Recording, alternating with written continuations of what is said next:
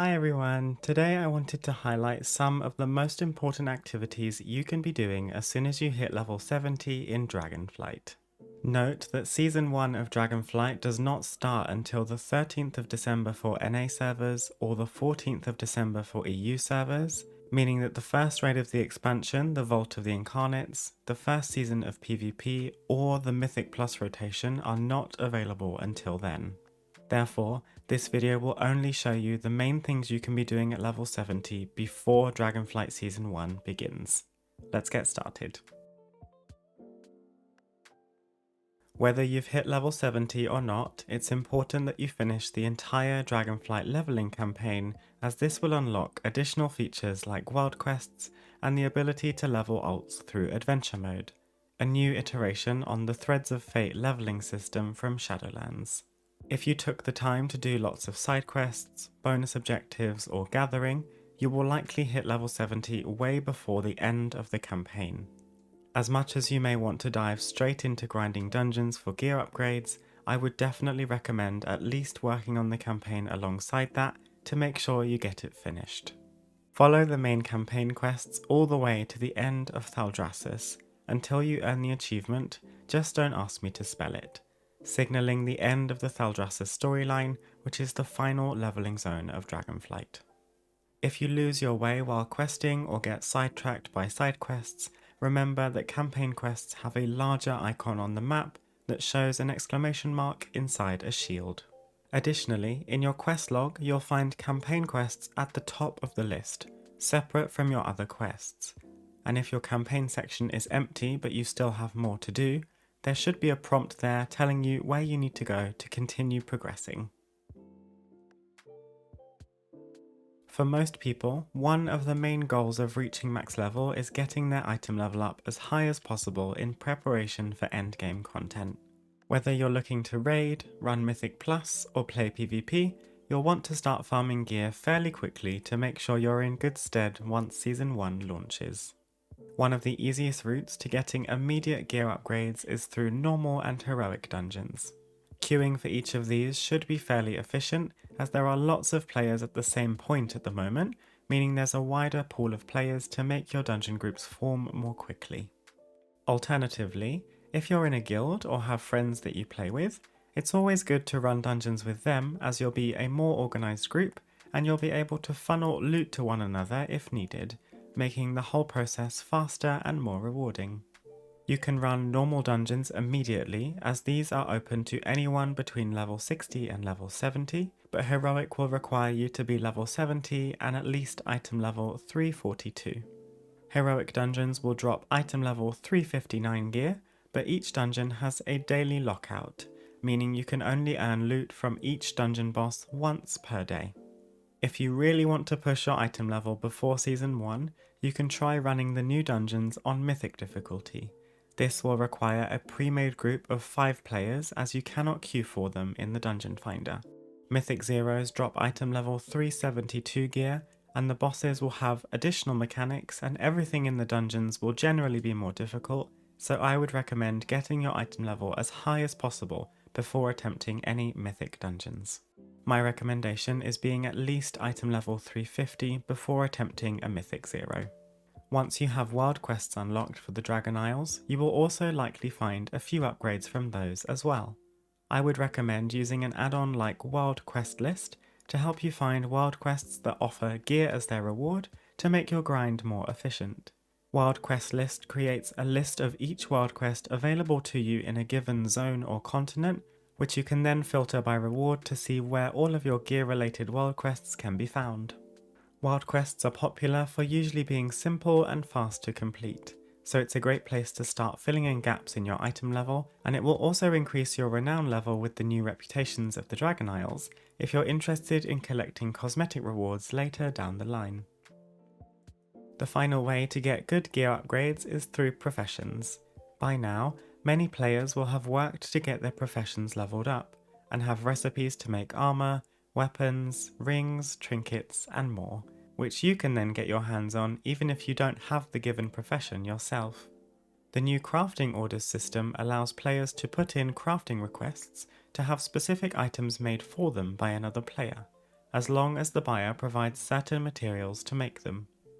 Crafted gear has a substantially higher item level now than it did in previous expansions, especially now that items can be crafted at varying quality levels, meaning each piece can be made at different item levels depending on the quality of the reagents put into making it.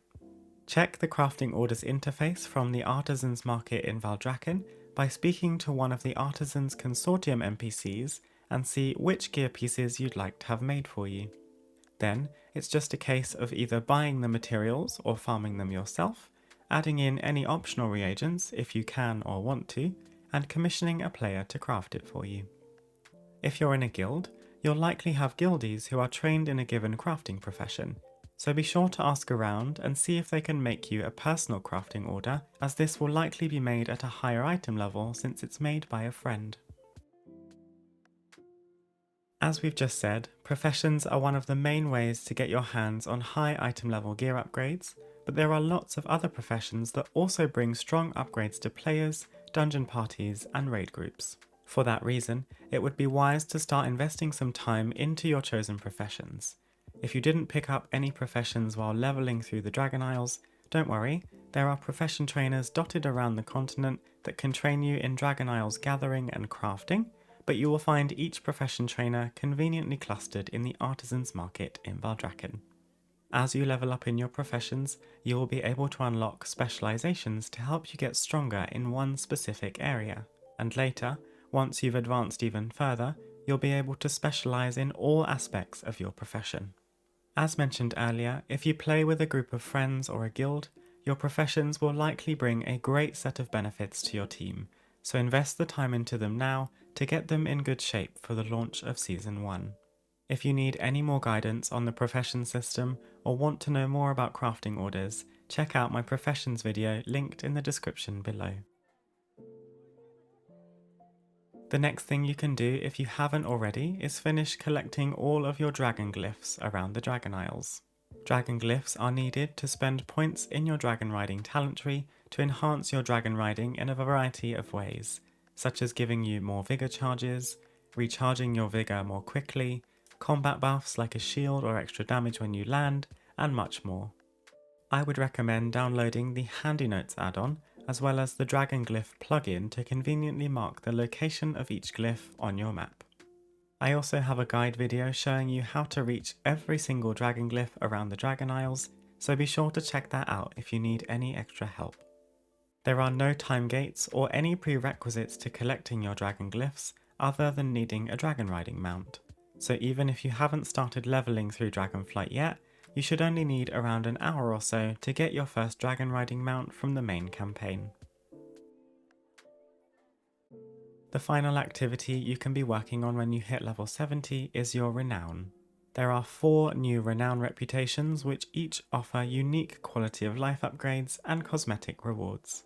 It's important to note that Renown is not tied to player power, so if you're only looking to get your character as prepared as possible for endgame content and you don't care about collecting cosmetics, you don't need to worry about Renown at all.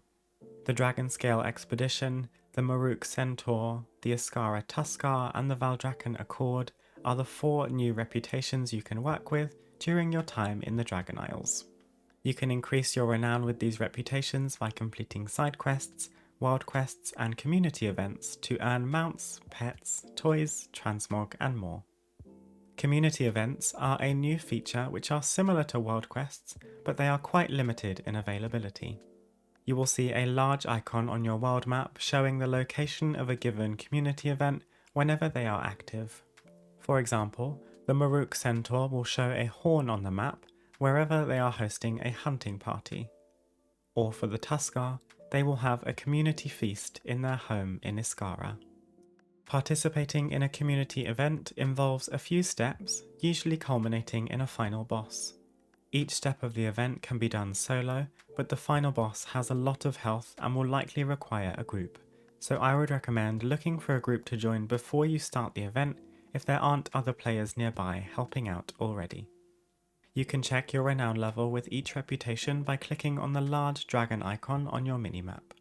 From there, you can see what rewards you have already unlocked, as well as which rewards you have left to grind, and then you can speak to each reputation's Renown vendor to purchase any rewards available to you. Renown is something that you will likely find yourself farming for a while throughout Dragonflight, so don't expect to have it finished within a few days or even a few weeks. Take your time with it, especially as it is not tied to player power, so all of your rewards are cosmetic only. Those are the main things you can be doing once you hit level 70 in preparation for endgame content. Thank you for watching, best of luck getting set up for Season 1, and I hope to see you again soon. Bye!